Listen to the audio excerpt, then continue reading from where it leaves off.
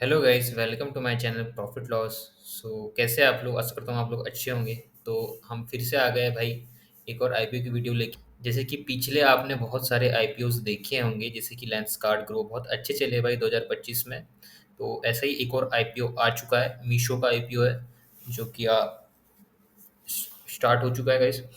तो हम इसके बारे में आज पूरा जानेंगे, इसके फुल एनालिसिस क्या है, एनालिसिस जीएमपी क्या चल रहा है, एंड उसके बाद फाइनेंशियल्स क्या है, शुड यू अप्लाई और नॉट में अप्लाई करना चाहिए या नहीं करना चाहिए। ठीक है गाइस, तो हम देख लेते हैं।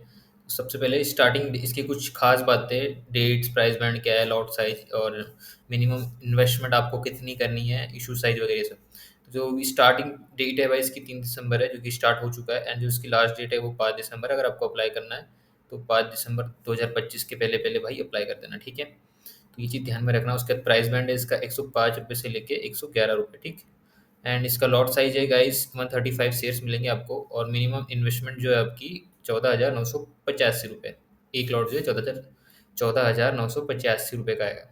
का इशू साइज है वो है 5,421 करोड़ रुपये, और जिनकी लिस्टिंग है वो बीएससी और एनएससी में होगी। ओके गाइस, तो ये कुछ आईपीओस की खास डिटेल्स थी। तो ये आईपीओस के बारे में, ठीक है। हम आगे बढ़ते हैं।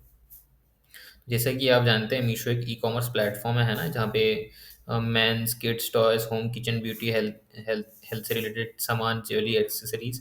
सबसे ज़्यादा तो भाई मतलब क्लोथिंग क्लोथिंग का सबसे ज़्यादा चलता है यहाँ पे। मतलब बाकी भी चलते हैं, लेकिन ई कॉमर्स है ये, आप सभी लोग अच्छे से जानते हैं, ठीक है। अब उसके बाद हम जान लेते हैं थोड़ा कंपनी करती क्या है, कंपनी क्या है, कौन है, क्या करती है मीशो। हम मेरे से बेहतर तो शायद आप लोग जानते होंगे गाइस। सो देखो, इसका कोर बिजनेस क्या है। ये इंडिया का एक leading e commerce market place है, ठीक है। जो सेलर्स यहाँ पे रजिस्टर करते हैं अपने आप को, और अपना उनका जो सामान है वो सेल करते हैं, ठीक है। और इनसे मीशो 0% कमीशन लेता है, ठीक। एंड बहुत सारे सेलर यहाँ मतलब सस्ते में अच्छे प्रोडक्ट मिलते हैं मीशो में। मैंने भी बहुत सारे कपड़े का भी बहुत बार मंगाया है। एंड इनका जो टारगेट ऑडियंस है भाई, इनकी बात कर ले तो मेनली ये लोग टीयर 2 और टीयर 3 सिटीज़ को टारगेट करते हैं, ठीक है। यहाँ पे क्या होता है ना, यहाँ जो लोग हैं वो ज़्यादा अफोर्डेबल चीज़ें देखते हैं। अनब्रांडेड भी चल जाएगा, बस जो प्राइस जो है वो अफोर्डेबल रहना चाहिए, ठीक है। तो इसलिए वो प्रोडक्ट खरीद लेते हैं। तो इसलिए टीयर 2 और टीयर 3 सिटीज़ को ज़्यादा इनका टारगेट ऑडियंस वहाँ ज़्यादा बड़ा है। उसके बाद इनकी स्केल एंड रीच, तो भाई ये अमेज़न अमेज़न और फ्लिपकार्ट को टक्कर देते हैं ना मीशो।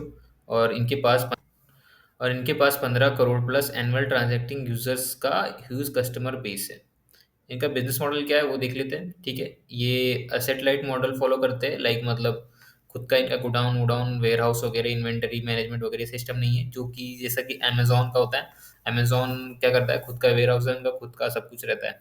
तो ये डायरेक्ट सेलर डायरेक्ट अपने आप को रजिस्टर करते हैं वहाँ पे, और डायरेक्ट सामान बेच सकते हैं, ठीक है। और तो सेलर का ही गुडाउन वुडाउन सब सेलर का होता है, मीशो का कुछ नहीं होता है।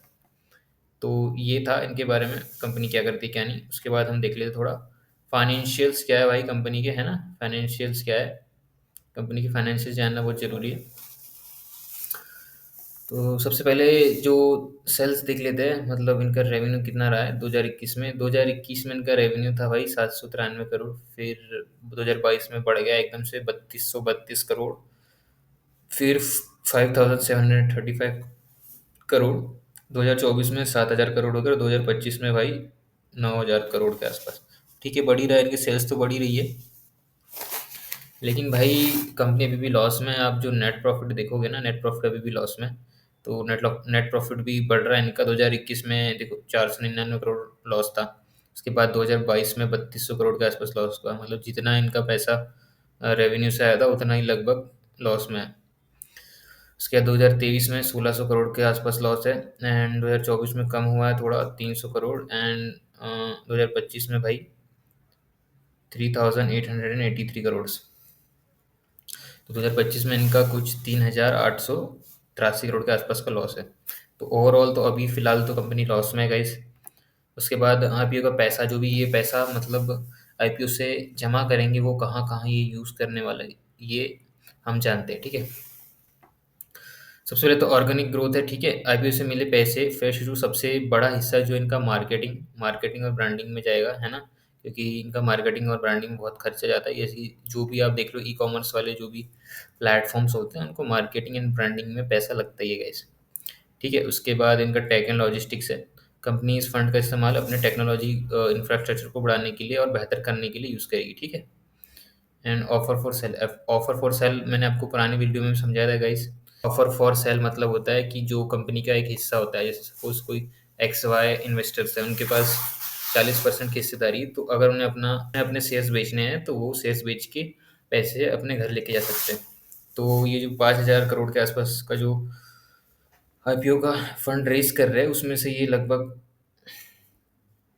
लगभग guys 1,171 crore offer for sale का हिस्सा है, जो कि ये पैसा उनको जाएगा, जैसे कि सॉफ्ट बैंक हो गया, प्रोसेस हो गया, और बहुत सारे इन्वेस्टर्स है इसमें। मेटा ने भी इन्वेस्ट कर रखा है, तो वो लोग एग्जिट ले सकते हैं अपना यहाँ पे।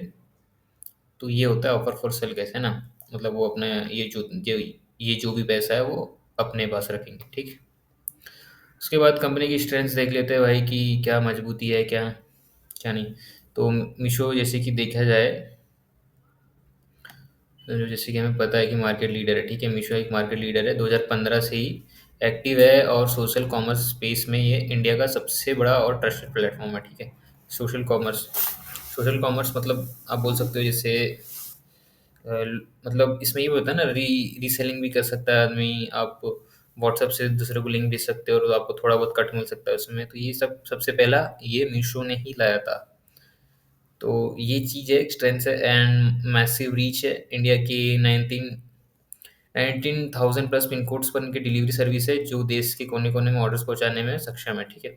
यूनिक मॉडल है इनका। बिजनेस 0% कमीशन लेता है। ये सबसे जो इनका मेन पॉइंट है वो ये है कि 0% कमीशन लेता है, ठीक है, सेलर्स से, जिससे 15 लाख से भी ज़्यादा सेलर्स इनके प्लेटफॉर्म पर मौजूद है।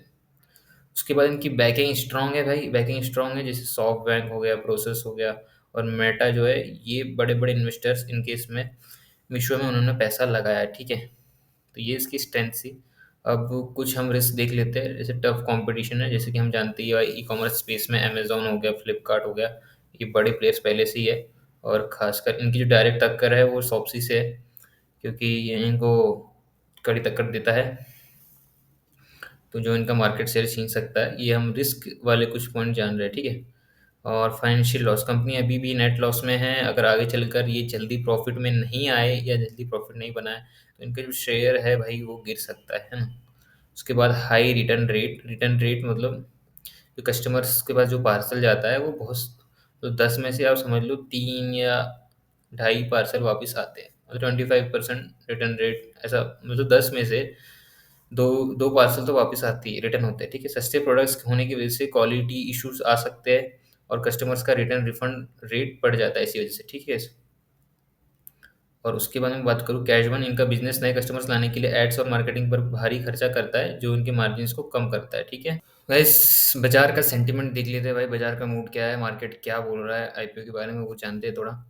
तो 28 नवंबर को वैसे स्टार्ट तो आज हुआ है, 3 दिसंबर को स्टार्ट हुआ है आईपीओ। एंड जो 28 नवंबर को है, इसका जो भी जीएमपी था वो 29.72% था, फिर बढ़ा है, मतलब हर दिन बढ़ा ही है। 29 नवंबर को 30% हुआ है, 1 दिसंबर को 37% हुआ है, 2 दिसंबर को 41% हुआ है, एंड 3 दिसंबर को आते आते ये 45% हो चुका है, ठीक है गाइस। तो जीएमपी तो बढ़ रहा है, एक जीएमपी में एक अच्छा इंक्रीज देखने मिल रहा है गाइस, ठीक। अब मैं बात करूँ सब्सक्रिप्शन की, तो कितने लोगों ने सब्सक्राइब किया है। तो एंकर इन्वेस्टर तो एक है, और फिर एक्स क्यू आई बी इनका 2.18 टाइम सब्सक्राइब हुआ है कोटा।